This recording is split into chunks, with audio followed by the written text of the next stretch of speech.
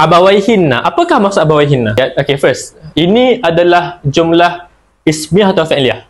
Tu'amil maksud dia adalah bergaul. Al-banatu adalah jamak kepada al-bintu. Al-bintu ialah seorang anak perempuan. Al-banatu adalah anak-anak perempuan. Betul? Abawaihinna. Apakah maksud abawaihinna? Ayah mereka. Okey, mantap. Ibu, exactly. Bila kita baca doa kan, Allahumma ghfir lana dhunubana wa liwalidayna. Allahumma maksud dia ialah wahai Allah ataupun ya Allah. Ighfir lana, perhatikan kat sini. Ighfir adalah daripada fi'il ghafara. Ghafara maksud dia mengampunkan. Kalau kita mohon ampun, kita kata istaghfara.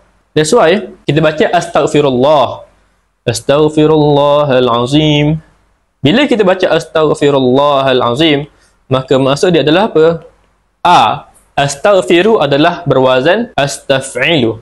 Astaf'ilu adalah untuk ana. Aku mohon ampun. Kalau ghafara mengampunkan. Bila kita ubah ghafara kepada fi'il mudhari', maka jadi yaghfiru. A'udzu billahi minasyaitonir rajim. Qul ya ibadiyalladzina asrafu ala anfusihim la taqnatu min rahmatillah. Innallaha yaghfiru dzunuba jami'a. Innallah, sesungguhnya Allah yaghfiru mengampunkan, yaghfiru dzunuba jami'a, semua dosa-dosa. Ghafara fi'il madhi, yaghfiru fi'il mudhari'. Kalau kita ubah kepada fi'il amar, dia akan jadi ighfir, ampunkanlah. Tapi dalam ayat ini kita tak baca Allahumma ighfir lana, laisa kadzalik.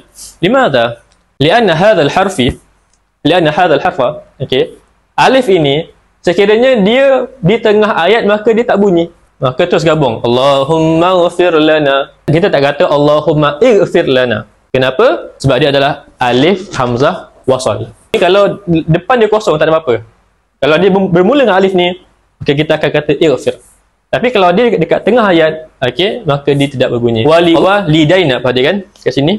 Wa dan untuk li, untuk walidain. Walidain, kalau kita kata bapa, dia kata walid. Kalau kita kata ibu, kita kata walidah. Kalau kita kata dua-dua, kita kata walidani ataupun kita kata walidaini. Sama dengan abun. Kalau kita kata ayah, kita kata abun. Kalau kita kata ibu, kita kata umun. Kalau kita kata ibu ayah, kita kata abawani ataupun kita kata abawaini. Bila dalam soalan ni dia kata apa tadi? Tu'amilul banatu abawaihinna. Anak-anak perempuan itu mereka bergaul, dia bercakap, dia bersembang dengan abawai, ibu dan ayah. Hinna mereka muamalah dengan pergaulan hasanatan yang baik. Asal kalimah ini gabungan dua kalimah. Satu abawaini, hunna. Cuma bila digabungkan kita buang nun ni. Kenapa dibuang huruf nun ini? So ada mudhaf sakit dofi kan? Gembuk Haji mudah musanna.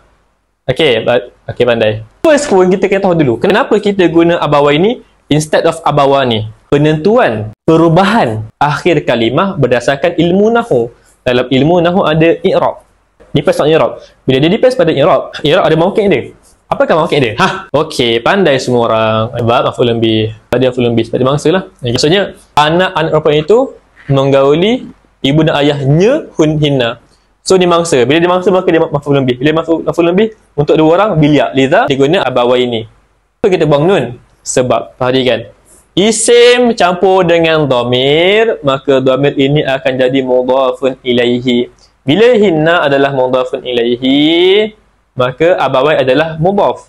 Bila dia mudhaf, antara syarat mudhaf ada tiga syarat. Yang pertama adalah tidak boleh ada alif lam. Betul, tak ada alif lam. Yang kedua, tidak boleh tanwin. Betul, no tanwin here. Okey, yang ketiga, kena buang huruf nun. So that's why kita buang huruf nun. Ustaz, apa dia? Apa itu mudhafun ilaih Ustaz? Mudhafun ilaih ialah kalimah yang mengkhususkan kalimah sebelumnya. Kalau kita hanya kata abawaini, maka abawaini bermaksud ibu dan ayah. Kita tak tahu itu ibu ayah siapa? Ibu ayah awak ke? Ibu ayah saya ke? Ibu ayah mereka ke? Tak tahu. Oh, ibu ayah mereka. Maka khusus abawaini ini adalah ibu ayah mereka. dia bukan bercakap pasal ibu ayah orang lain. Hakadha. Liza oleh itu dia adalah mudhaf ilaih